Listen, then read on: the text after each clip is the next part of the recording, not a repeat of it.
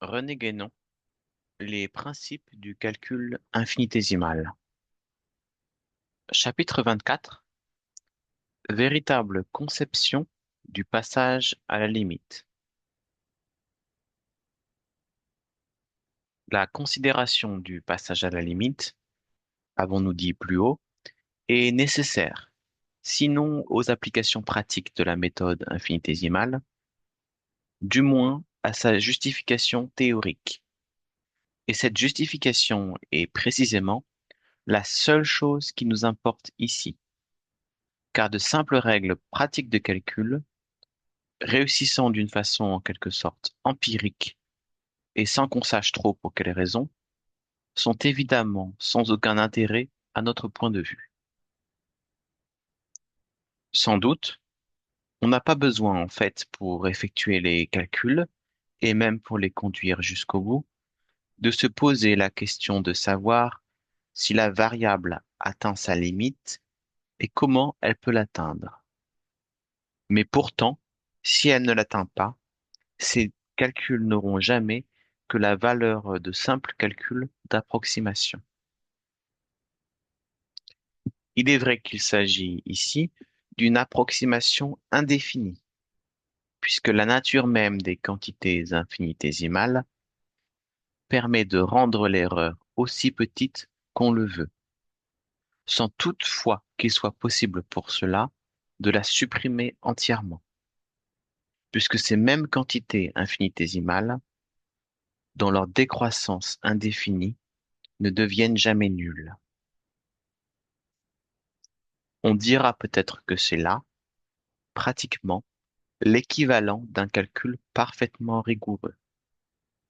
Mais outre que ce n'est pas de cela qu'il s'agit pour nous, cette approximation indéfinie elle-même peut-elle garder un sens si, dans les résultats auxquels on doit aboutir, on n'a plus à envisager des variables, mais bien uniquement des quantités fixes et déterminées.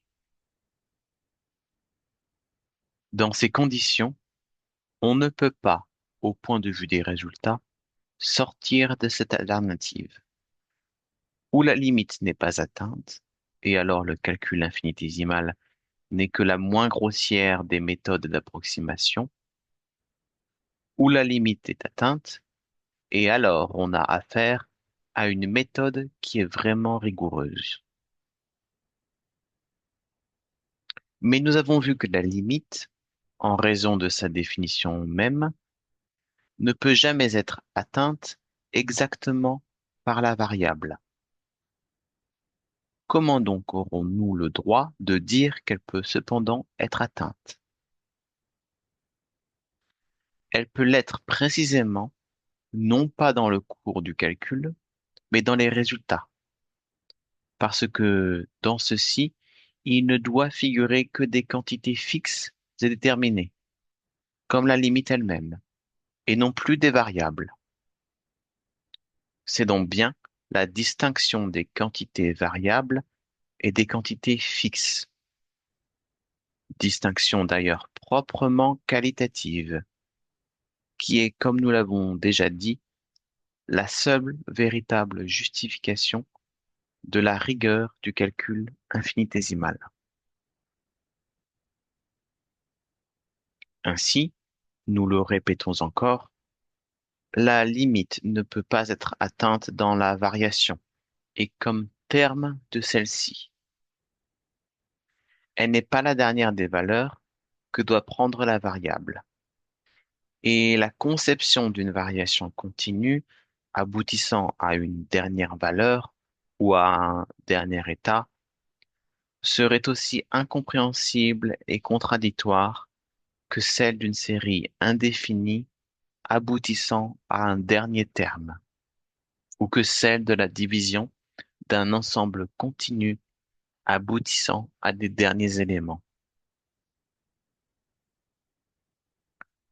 La limite n'appartient donc pas à la série des valeurs successives de la variable.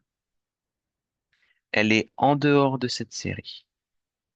Et c'est pourquoi nous avons dit que le passage à la limite implique essentiellement une discontinuité. S'il en était autrement, nous serions en présence d'une indéfinité qui pourrait être épuisée analytiquement. Et c'est ce qui ne peut pas avoir lieu. Mais c'est ici que la distinction que nous avons établie à cet égard prend toute son importance. Car nous nous trouvons dans un des cas où il s'agit d'atteindre, suivant l'expression que nous avons déjà employée, les limites d'une certaine indéfinité. Ce n'est donc pas sans raison que le même mot de limite se retrouve avec une autre acception plus spéciale dans le cas particulier que nous envisageons maintenant.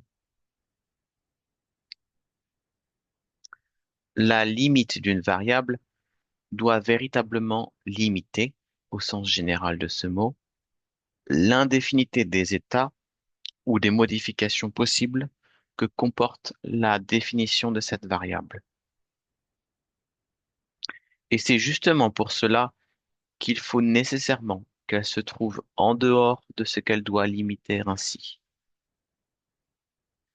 Il ne saurait être aucunement question d'épuiser cette indéfinité par le cours même de la variation qui la constitue.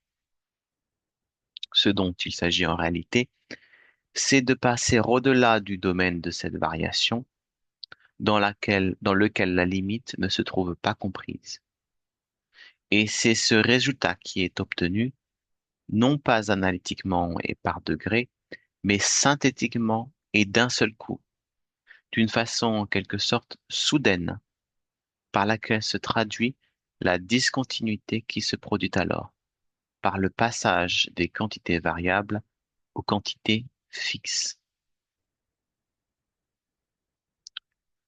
La limite appartient essentiellement au domaine des quantités fixes.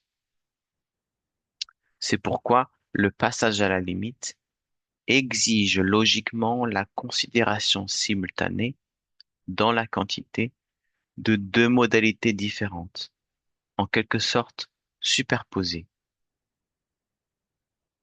Il n'est pas autre chose alors que le passage à la modalité supérieure, dans laquelle est pleinement réalisé ce qui, dans la modalité inférieure, n'existe qu'à l'état de simple tendance.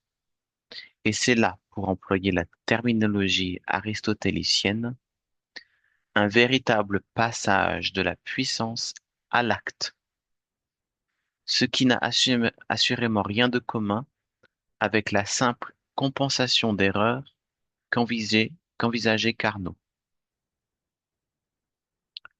La notion mathématique de la limite implique, par sa définition même, un caractère de stabilité et d'équilibre, caractère qui est celui de quelque chose de permanent et de définitif, et qui ne peut évidemment être réalisé par les quantités en tant qu'on les considère dans la modalité inférieure comme essentiellement variables.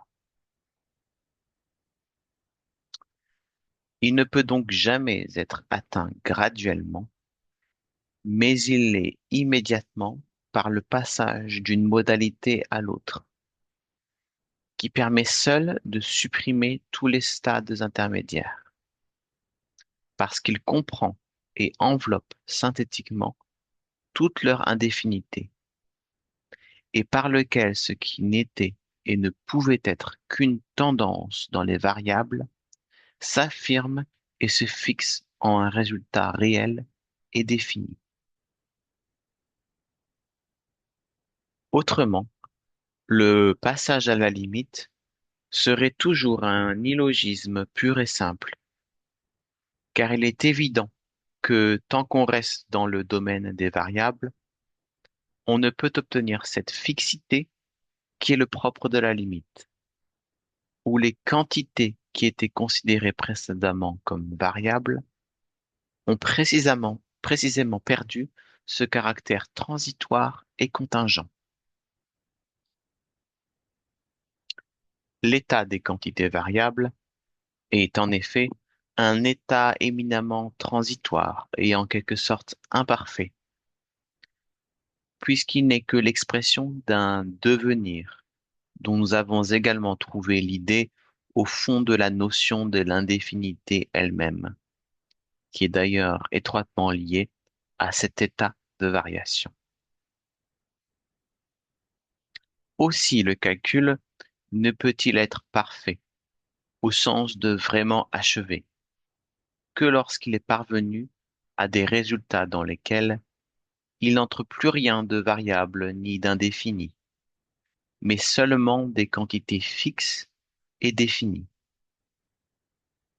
Et nous avons déjà vu comment cela même est susceptible de s'appliquer par transposition analogique au-delà de l'ordre quantitatif, qui n'a plus alors qu'une valeur de symbole et jusque dans ce qui concerne directement la réalisation métaphysique de l'être.